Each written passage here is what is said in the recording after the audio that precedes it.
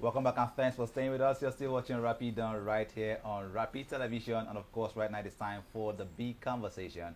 My name is Victor. Okay. And my name is Martha Alu. Good morning to you. And super back to be super excited, not super back, super excited to be back on TV this morning. And I think we had like bits and pieces of this conversation while we're doing the paper review. Right. But we're going to it extensively this morning. You definitely want to be a part of it. Definitely. On the big conversation today, we are focusing on a troubling warning about food security in Nigeria. A United Nations report says that about 35 million Nigerians could be at risk of hunger in 2026 if urgent action is not taken. The report points to rising food prices, insecurity in farming communities, climate challenges, and poverty as major reasons why millions may struggle to access enough food this year. This is not just a future problem. Many households are already cutting meals, spending more on food, and finding it harder to survive. And so today we ask the big questions. What does this warning really mean for Nigerians? How close are we to a hunger crisis in our country, and what role can government, businesses, and everyday Nigerians play in finding solutions? And to help us break this down from a practical and entrepreneurial point of view, we are joined by Damion Udo, the founder and chief baker of DoughFi. Welcome to the big conversation. Thank you very much. It's good to be here again. Good morning. Good to have you. Thank and you. Today's your birthday. It is. Happy birthday to you, sir.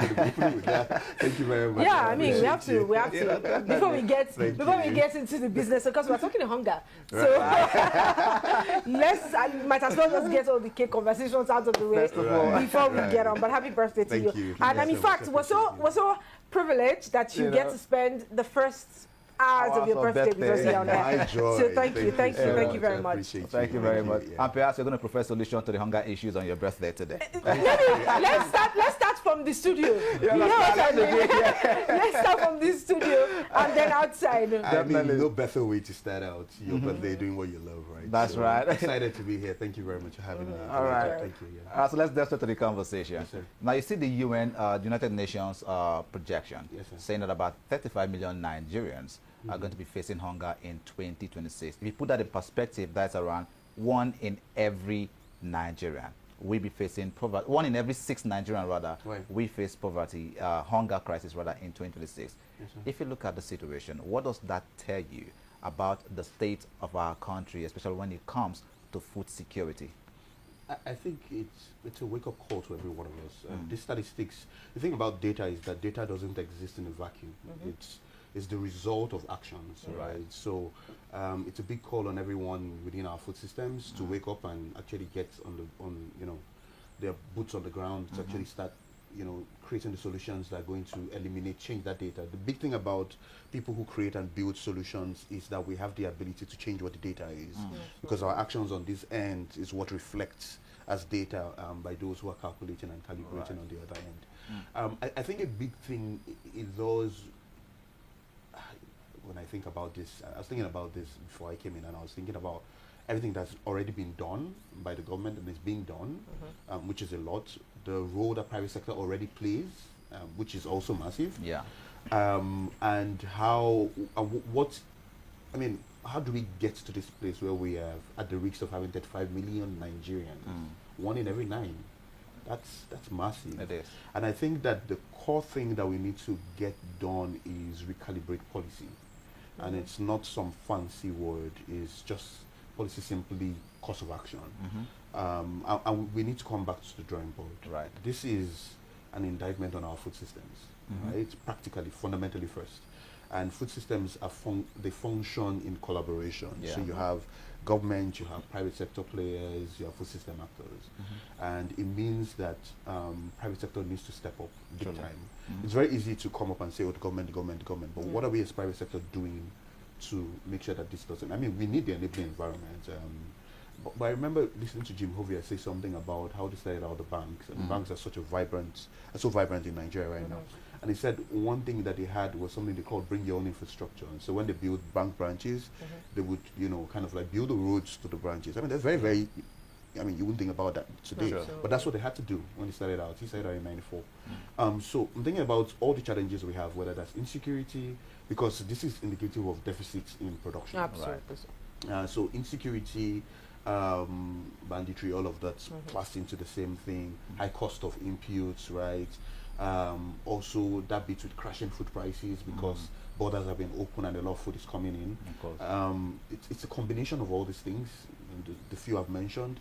What we need to do is get back to the table, sit down with the government or our government partners, sit down with private sector people, and then just create a very comprehensive solution that allows us to get back to production. Right now, the reality is that a lot of farmers are not producing, either because there's insecurity in the environment or they're not able to get access, which results in them not able to get access to their farms, or the cost of inputs are very, very expensive, or they just look at it and say, last harvest, when we did a lot of work, prices crashed because the borders were opened and a lot of food was imported. And so they're not feeling very incentivized. And so you're going to see a lot of, the reality right now is there's a lot of land that's supposed to already be cultivated that's not being cultivated. So we actually, thinking from a very, very pure solution standpoint, we need to come together and then start working at this. 35 million, and I like that it is at risk. Meaning that we have time. Right? We don't have time. Do we really have time? Because when you say we have time, it means that the government is already have structures in place to mitigate this, or would put structures in place. Surprising how I had a conversation last week about the budget and the amount that was captured for agricultural expenditure in the budget, which is about 1.45 billion naira. Which is less than 1.45 or 145. 145. No, not is it 1.45? It's 1.45 billion. 1.45. That because that's about less than 2% of what is captured in the budget. I mean, am I getting that correctly? I don't think so. I mean, state budgets are a lot larger than that. Okay, so let's say it's yes, exactly. So let's say that's the budget, which is less than 2% of what is captured in the entire budget. Right. Remember, and this is what it has been over time. In fact, in that conversation, we made mention of the Maputo commitments, which allowed for all African nations to say 10% of our budget must always capture agriculture in it, you know. And this is what it is meant to be, right? And then we still have that captured in the budget, that amount of money. We still are struggling between 1 to 2% for agriculture. Now, in Nigeria, you'd see that the crisis we mostly pay attention to is security. Let's put infrastructure in place. But now the UN is now opening us up to an entirely new crisis that we probably do not pay so much attention to, which is hunger. Now, from your perspective as someone who is actively involved in this sector, you have listed out some of the key drivers of this risk, which is conflict and displacement, food inflation, food destroying flooding destroying farmland, and all of that. Now, we would need to look at practical solutions for all of these that are key drivers of hunger in Nigeria, and then we can progress with the conversation. Okay, awesome. Before I even do that, I read a stat recently where the overall birth rate in Europe and Russia was about 6.3, 6.5 million. We talked about that this morning. And in Nigeria alone, it was 7.5 million. Okay. And so we have a growing population, right? Increased birth rate, which is actually very good, because if you think about how economies grow, it is more productive hands, more trained hands. So potentially what we have is we have a larger workforce that could be trained to create great economic value. But that also means we have more mouths to feed. And then we have to understand that demographic and how things are changing within the population and the people we need to feed. Right. So getting to practical solutions. I mean, number one is, we have a growing population. So because we have a growing population, we have to think about how to solve for that. The government always has a massive number of tools within its toolbox. One is open the border and import. You crash the price of food overnight. Like that's very, very literal. But I think that it's now time for private sector to step in and play a way, way bigger role. We need to be able to galvanize capital, global liquidity, and make it available to our food systems. And that's going to, when you're deploying capital on a particular level, you would think about all the other infrastructure needed, whether that's security, whether that's whatever it is. You're incentivized to sort it out. And that will mean building solid relationships and partnerships with the people responsible for getting that done. And so what are key things that we could do in the immediate, right, to solve for this this potential crisis we have on our hand? I think at the very, very the easiest, most obvious thing that people will tell you is open the borders and import. That because it allows you to have that immediate stopgap. Yeah. But it's not sustainable for our food systems, neither is it even sustainable for prices of food. Whenever you export your food sovereignty, you're actually dependent on other nations, and you don't really want to be in that, in that position for a long period of time. It puts you in a bad place. So we want to be able to incentivize our producers to get back to the field and start producing. Like plain and pump, there's no, as in you can't massage it any other way, right? It just has to be that way. And when you get people back to production, you actually are going to get output come out. It looks like it's going to take a longer period of time, but not everything has, the 6-month gestation. Right. There are, vegetables and things that have shorter gestation periods of time. So I think we have to get back to production, and I think that private sector has a massive role to play in galvanizing global liquidity and making it available to food system actors, not just in Nigeria, but everywhere around the world, to ensure that we have food capture, food production, food processing happening, and it's a continuous loop. Right. Irrespective of all the other adjoining factors that can come up, that you have this unbroken loop going on at every time, right? The people who produce food, whether they are profiting or they are not, I mean, governments, right? And other private sector players who, non-governmental organizations who play at that scale. Right. Like, food is as fundamental as the earth we walk on. It should not primarily be driven by profits and losses. It's one of the things that you always have to have. And so we need to be able to create the kind of financing that we want it to be profitable. And there are ways to ensure that. But like I'm saying, is like, it is fundamental. You can't wake up and not have the ground to work on. That's like, right. Yeah, I mean, if you don't have that, you don't have, the fundamental way we think about the world changes, right? That's bigger than the Black Swan event. That's that's seismic. Okay. So we want to get back to producing food. Imports for stopgaps, but produce. I know even the thing that even worries the heart the more is that now we see this projection by the UN. Yes, sir. Food agencies also came out to say that as of 2024, about 26 million Nigerians were already food insecure.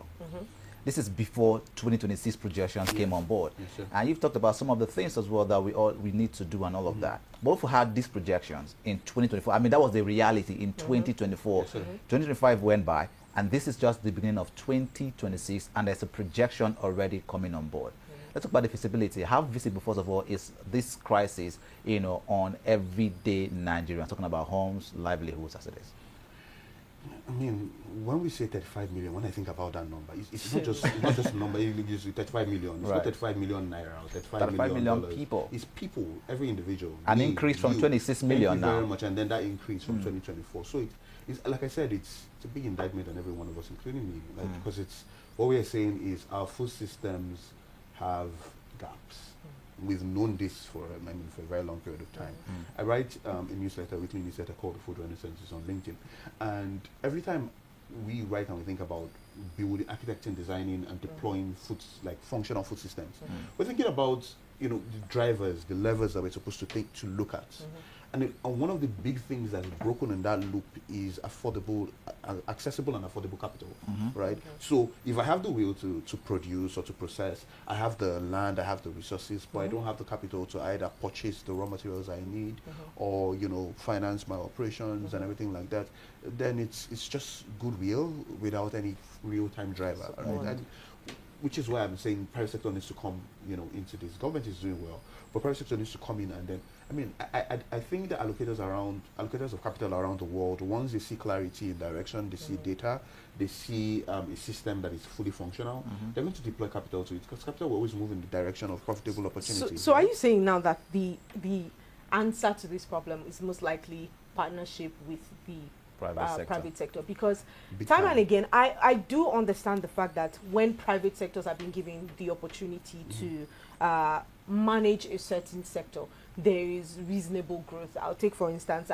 oil. One man building an entire refinery that is, in fact, in the last couple of months, I'll say 6 months, we've been steady with supply. We haven't had bad queues. We haven't had, fluctuating prices here and there. So I'd say that the market has been stable quite well.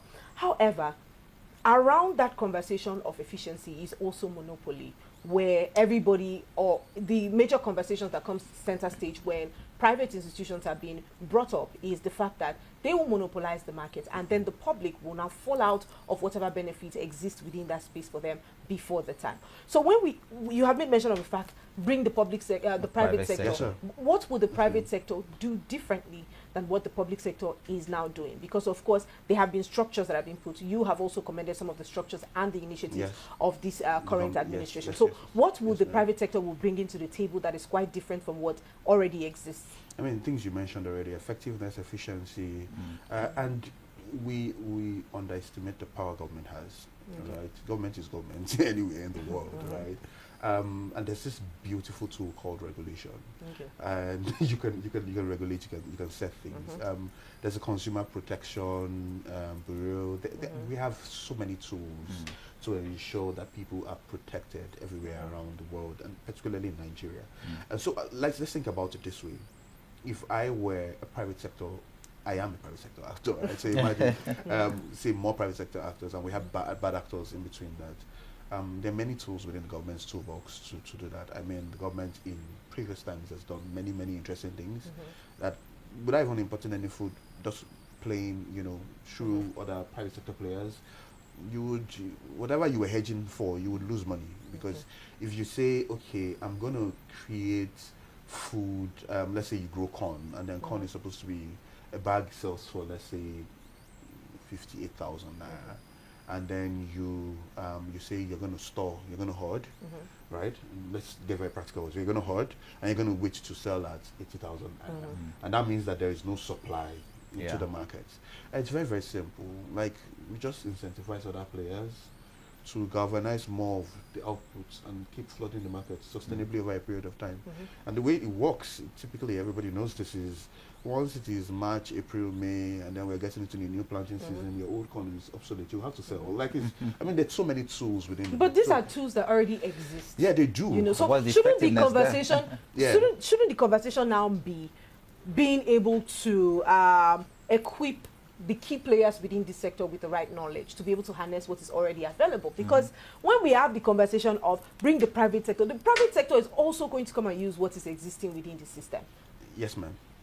See? Absolutely. Because the private sector will, it's most times when we have these conversations, because of course across board, especially when it comes to agriculture, we've had diverse conversations with key stakeholders in the private sector, and it's the same conversation all the time. Bring the private sector into the conversation, bring them into key chain or key event chains in the agricultural space. They'll be able to do something. But when we ask what can they bring that is new, the conversation now circles back to the government has this. We will use it effectively.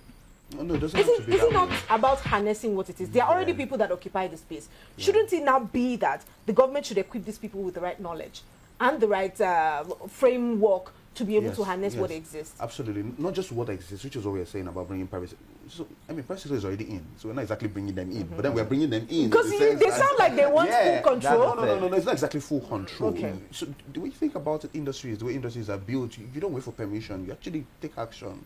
And then government finds what you're doing, and then kind of like you build partnerships. And so, which is what we're doing right now at DoughFi, is we are galvanizing global capital, global liquidity, and seeking to make it available to food system actors, and price that in a way that capital is affordable and is accessible. And so we're not waiting for governments. You're going about, as far as like doing the work, you're going about galvanizing this global liquidity, and then you're deploying it, right? So you're not exactly waiting to use what is existing. I mean, infrastructure exists, policies exist that allows you have the framework to do what you're supposed to do. So the other bits is like, when you think about it practically, right? If you have government alone doing this thing, it's inefficient. Private sector is incentivized primarily because they have to make a profit. And so when you bring private sector into anything, when private sector is existing in anything, they will bring out efficiencies, they'll bring out new technologies, they will shorten the times, it's supposed to take to get food from where it is produced to where it is needed. That way you have more quality food with the life of the food in the food, so that you're not just eating food that is empty, right? It's full of its nutrients. Private sector always brings so much more. I mean, look at the revolution in the culture in Israel and other places like that, in Singapore. Like, you're not Nobody's waiting for the government to do that. And the same in Nigeria, the people doing remarkable work, right? So in Nigeria, let's talk about what's worked. We had people like Triva Greek, we had Farm Crowdy, we have FX, we have Babangona. Like Farm Crowdy, Triva Greek came up with like crowdfunding. Yeah. That's a new model, right? So they weren't waiting on anybody to do that. Kind of like brought that in. And you have people like Babangona who's gone around galvanizing capital around the world. FX, who's created a commodity exchange. Billions and billions and billions in capital captured for our food systems. So I think that there's a lot of creativity that, because I mean, it's what you wake up to do. It's your job. You wake up, you're thinking about this, and so you always come up with new solutions. Government should play that role of creating the, it's like, again in art terms, creating the canvas, right, and then giving the direction on how to paint, and everybody just paints, and we'll have the outcomes that we need. We just need to have clarity in direction, like we said, policy. This is where we're going. This is what we want to achieve, and once we said that, capital will flow. And funding is one thing.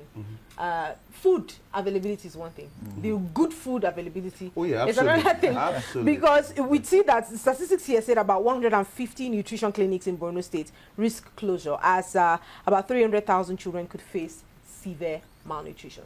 So now the conversation about these statistics that the UN has 35 million Nigerians. It's not just about not having food available at all. It's about having good food also available.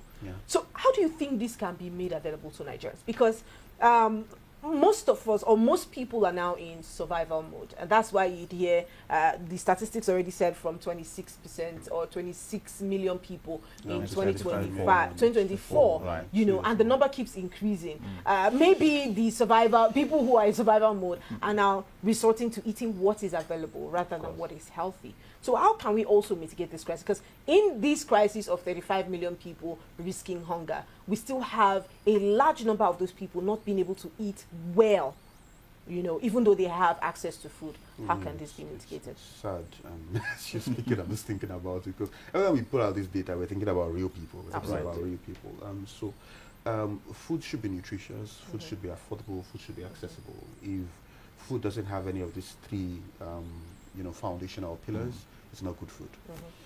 And what that looks like is primary producers, everything from, which is why we go back to intentional design and deployment and implementation of our food systems.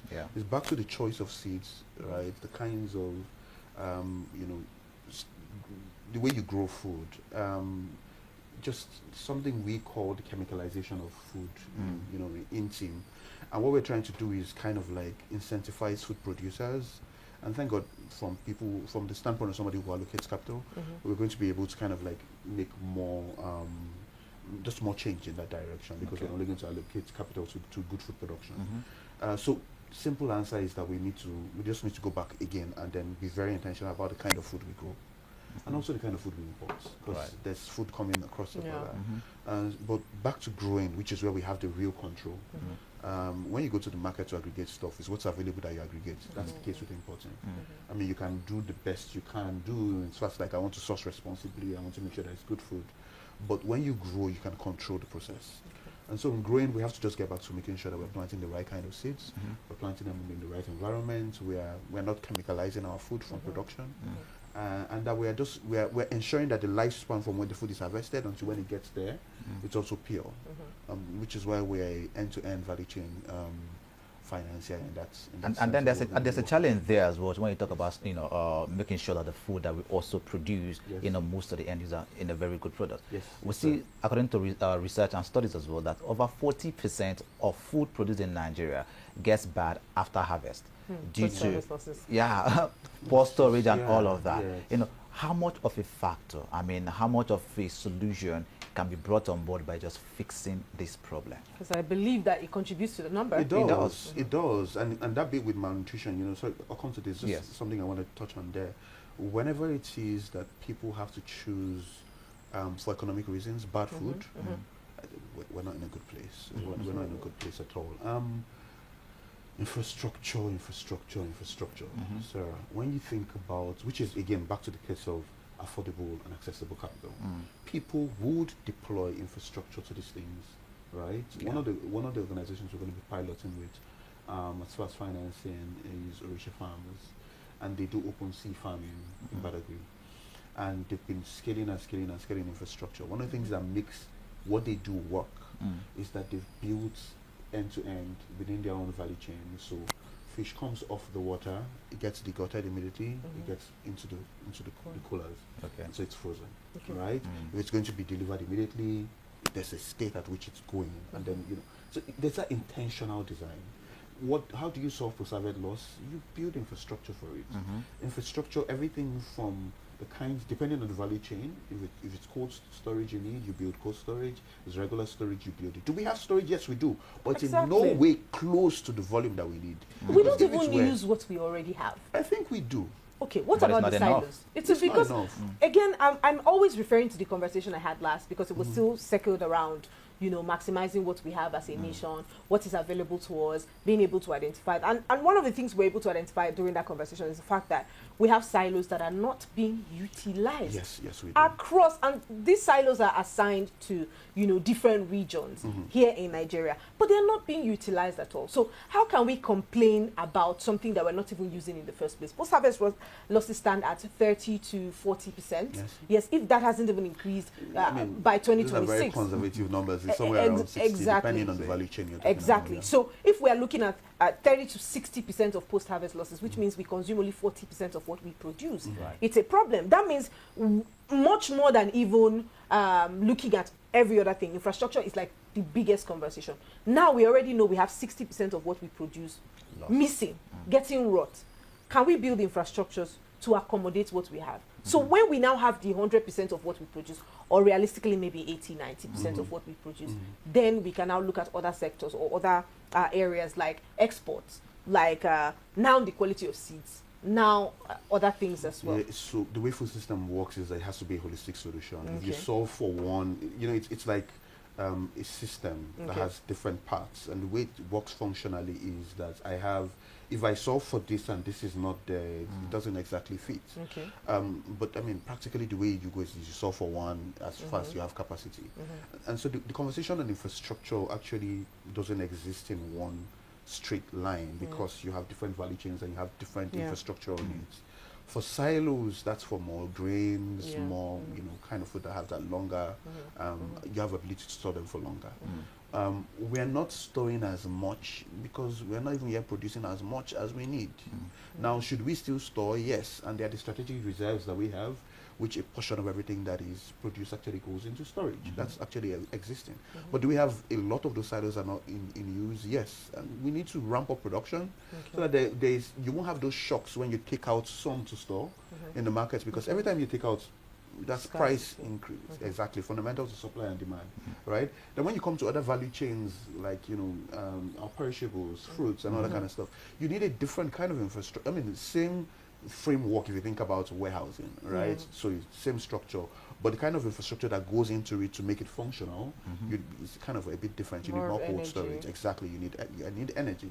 Then your trucks too. You don't want to be transporting.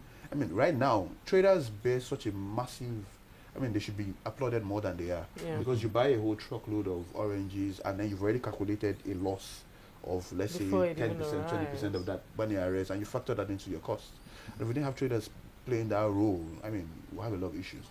So when this conversation infrastructure is holistic, you have to think about it value chain by value chain. There's that native intelligence to each value chain. There's what it means, and then you solve for that. And thinking from again, the standpoint of somebody who's playing within that space and then now is getting into allocating capital to the space, you think about it very, very practically, right? Where do you deploy capital to that has the most effective impact, right? That would actually change something on the level, because there are those inflection points within our food systems. So what you want to do is you want to look for example, if it's cold chain storage, we know that one of the biggest issues now is you want to have cold trucks. You also want to have cold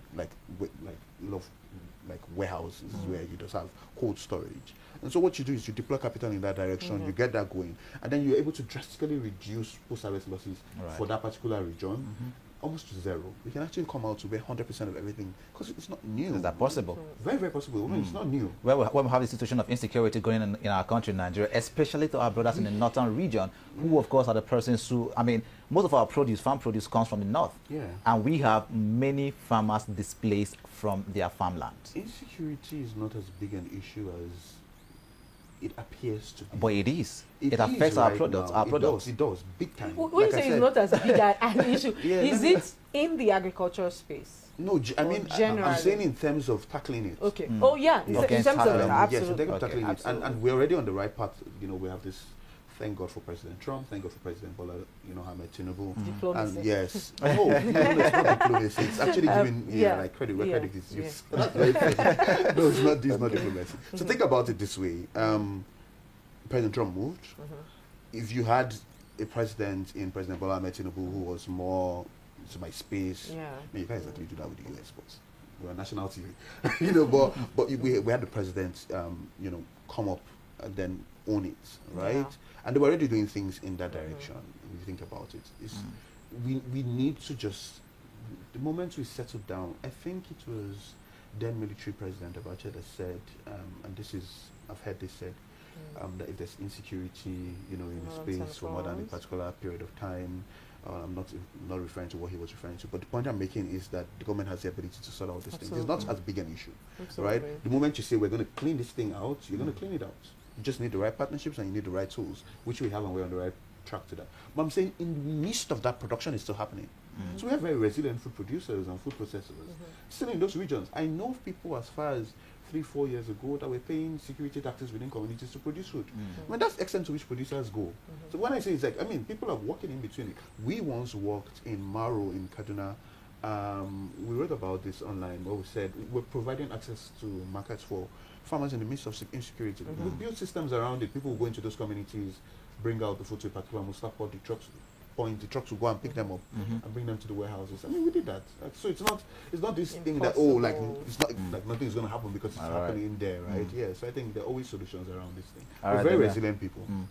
Very true. I mean, Nigerians, we've heard this a lot. We don't want to keep being resilient like that. That seems to be a blessing at the course in the Exactly. But of course, we're still having conversations centered around the projection by the United Nations saying about 35 million Nigerians are going to be experiencing hunger in 2026. Our guest, Damion Odo, has been giving us some analysis on the issues and how it can also be tackled. But right now, let's go on a break, and we'll come back. We'll dive even further into the conversation. Do stay with us.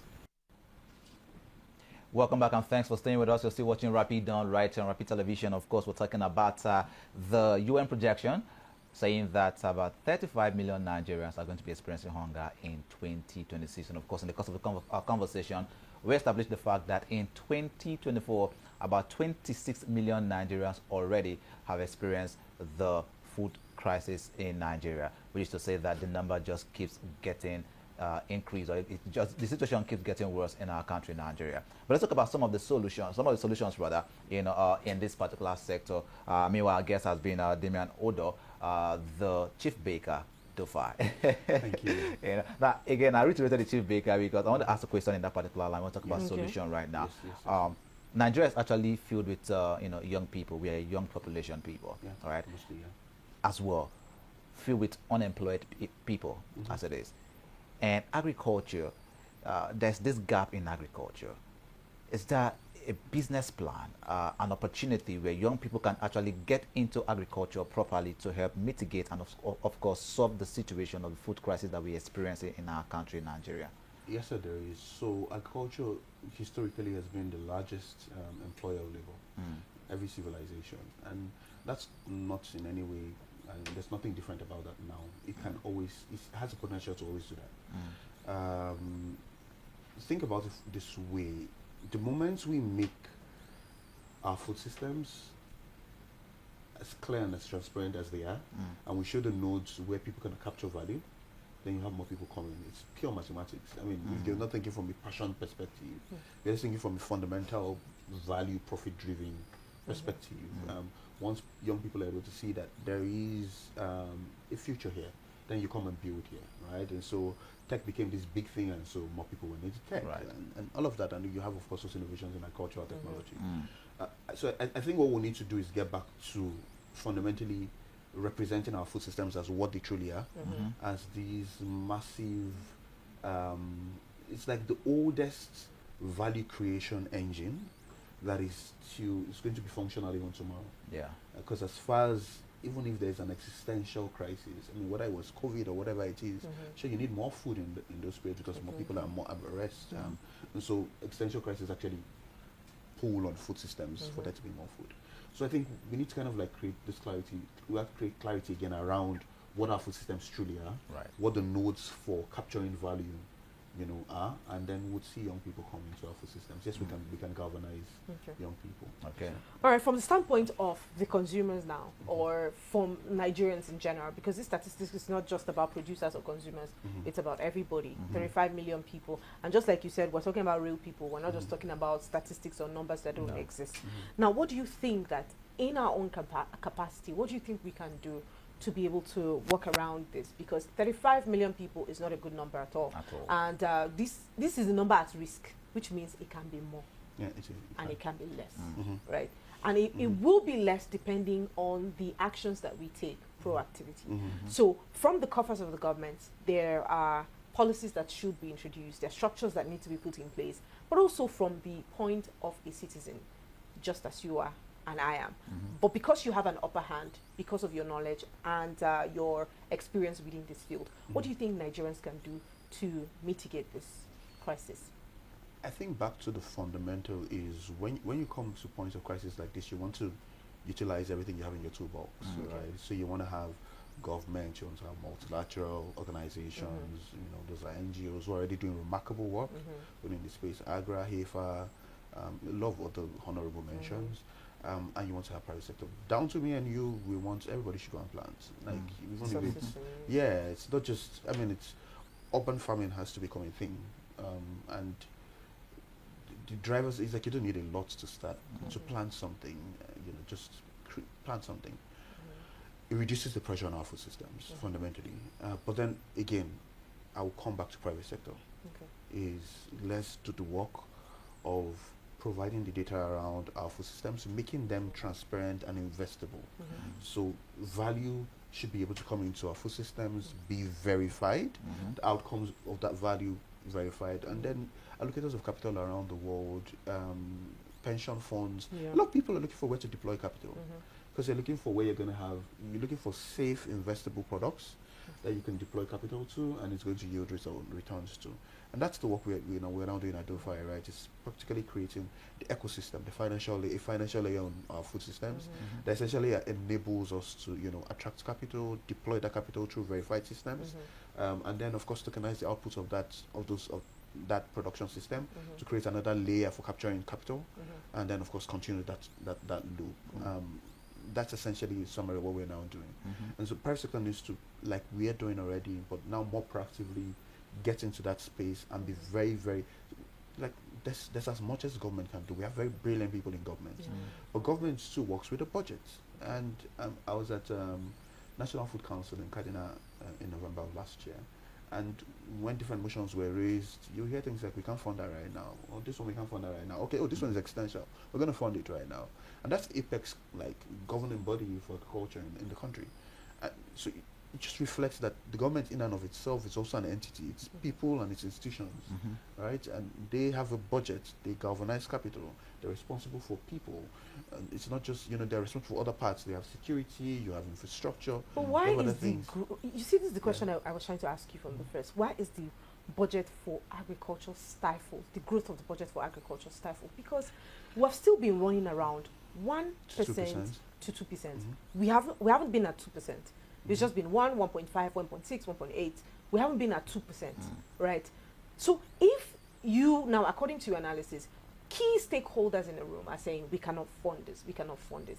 That's because the resource that is allocated for that is limited. And so what can we do to increase the budget? Because now agriculture has evolved to so many things.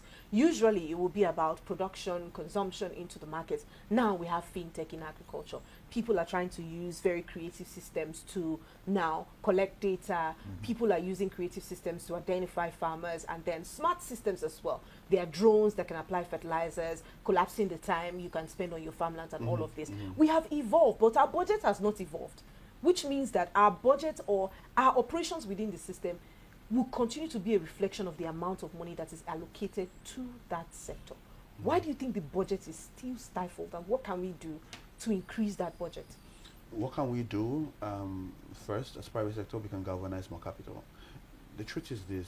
I think you're putting it more on the private sector. Yeah, I am. Because it is why looking I'm doing that it's- practically is because that's where we have the control. So I'm not a politician, I'm not in government, I don't have access to the government coffers, right? So we can actually go to government and say, please, again, I think, for example, states like Kaduna State last year deployed between 14 and 18 billion to fertilizers only. I mean, state governors are doing a lot too. I mean, they're ramping up. Some state governments. Some state governors are ramping up, that bit as far as like what they're investing in agriculture. Collectively as a nation, do we need to do more as the government? Yes, we should. We can do more. There's always room to do more. But the growth of nations has never been primarily predicated on government action. Okay. Never. Not in any place, right? I mean, if you like, you actually don't even want that, because then how many people can government, employ, and like how much creativity are you going to have when it's centralized? You have one player. As private sector, we need to just get back. As far as we have we have the policies that allow us to do what we need to do, go around that and galvanize global liquidity. Create fundamental, which is what DoughFi is, fundamental, verifiable, data-driven systems, right? Human-free oracle systems that allow you to see this is where liquidity came from, which is why we're building it on the blockchain, because you have immutable systems. This is where liquidity came from. It goes through a system we call MAPS. It's Mapping Agricultural Production Systems, right? That goes through that system, right? And then MAPS shows you this is who capital was deployed to, this is the location it was deployed in, this is, this kind of like what is being produced, this is who it was sold to. So people want to buy responsibly, have clarity as to what went into the ground, how it was planted, clear verifiable systems. Take that out. The outputs, like when you talk about real world assets, like agriculture produces one of the largest reoccurring real world assets, because it needs to be produced, it needs to be consumed, and that process is like recurring, like multiple times through the years across different value chains. Now, once you create, I mean, that's a whole asset class we're not even building value on top right now. We use convertible notes, for example, coffee notes, like those are still convertible notes. Like if you have like a warehouse full of, for example, coffee in Ukraine or in London, you're going to take a note, and that is real financial instruments that you could loan money against, so that you could make payments with. Those assets are actually real stores of value. We're supposed to be able to create value on top of that as another layer to capture value. So, as in, it's when you think about what God has given us, as far as like agriculture, it's just remarkable. You get capital, you deploy it into the system, you take those outputs, you build another financial system on top of them that helps you capture more capital, and then you deploy that back into production. So if we sit down and say, oh, government, increase your allocation, yes, government should increase its allocation. But then private sector, where's the creativity, where's the innovation, which is what DoughFi is like. Where are those innovations that are going to help you increase what the pot can be? Government can only do as much, and government borrows money again. It's borrowing that money. Of course. At the price, right? But you also put the fact that government has to also create a policy that is favorable, so that private sectors as well can thrive. Yeah, exactly. That means the bulk of the work still lies on the government. But hold on, if you have the ears of policymakers right now, as we wind up on this conversation, what 3 policies would you want the government or policymakers to immediately work on, so that the 35 million Nigerians that have been projected to go into hunger in 2026, this number can reduce drastically? It will be a combination of things. First, I would say let there be clarity in direction, which is what policy is. It's a course of action, very simply put. Let there be clarity there, so that there is no ambiguity around, and we need to be able to start setting policy in such a way that you're not expecting it to change every 4 years. It needs to be a very, very clear path. And we need to set the goal higher at food sovereignty, and so that we achieve food security as a consequence, right? That's kind of like first. So you want to have clarity around policy. Second is that you want to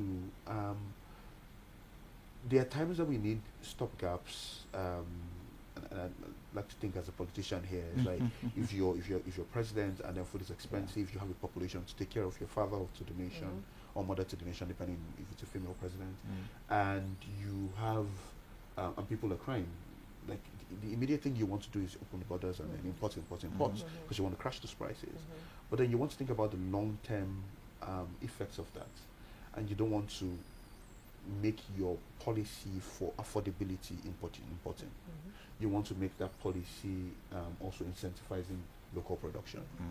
In short, if you import as a short-term fix and then while you're doing that, you're galvanizing capital, right? You're galvanizing the resources, and you're making it available to the producers of food. Then your production will catch up at a price that actually matches what you're importing, right? So you want to have that as a second approach. Okay. Thirdly and lastly is that you want to again incentivize innovation. Okay. DoughFi is an innovation, Tribe is an innovation. You have a couple of very, very remarkable people building around that agri-fintech kind of like end-to-end ecosystem solutions. So you want to have there be ease of doing business. So ease of compliance, ease of getting the kind of licenses that you need to do what you need to do. SEC is doing a very remarkable work around that right now. Typically, for innovation, what they do is they create a sandbox. They kind of understand what you're doing, and then they give you, kind of like go ahead to do what you're doing. That's commendable. We need more of that, and we also need.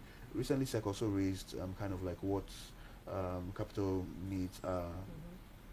I mean, some people tell you it's kind of like raises the bar in terms of like reduces what the lowest, so as ease of entry, but also it's there for certain securities because you need to make sure that as far as if it's a security, people's investments needs to be secure, and you need to have that backup for it. So I think is again create solid like an ecosystem that allows innovation to thrive as a third point, and we should be on our way to creating lasting solutions for our food systems. Yes. All right, thank you so much, Damion, for your time with us today. We appreciate you. Always a joy to be here. Thank you, and once again, happy birthday to you. Thank you, sir. Thank you so much for your insight on that, and it's important that we have these conversations. Glad you had us here. Glad we had you here. Thank you. Absolutely. It feels like home now. Right. So I'm glad. So welcome home. Thank you. Thank you so much. Of course, we've been talking about the UN projection about 35 million Nigerians going into a hunger crisis in 2026. That scares us because, I mean, put a name to it. That's John, that's Timothy, that's Abubakar, that is Chiamaka. These are people from different parts of Nigeria that are projected to go into hunger crisis in 2026 if nothing is being done about it. And I think it's really important, just like our guest had mentioned, that both the private sector and the government sector has got to do things right to ensure that Nigerians do not go into hunger in 2026. Martha, your conclusion anyway. Absolutely so. I mean, like he mentioned, it's a holistic thing. It's not one party charged with the responsibility of doing everything. And like Damion Udo said, as citizens also, we must play a part. We all need to go back to the farmland. Exactly. We all need to do what we can to reduce the number, while the government also does what it can. And it's our responsibility to also draw the attention of the government. And conversations like this do exactly that. Draw the attention of the government to what they can do to also help reduce the number significantly. And as citizens, do what we can also to reduce the number significantly. So, absolutely.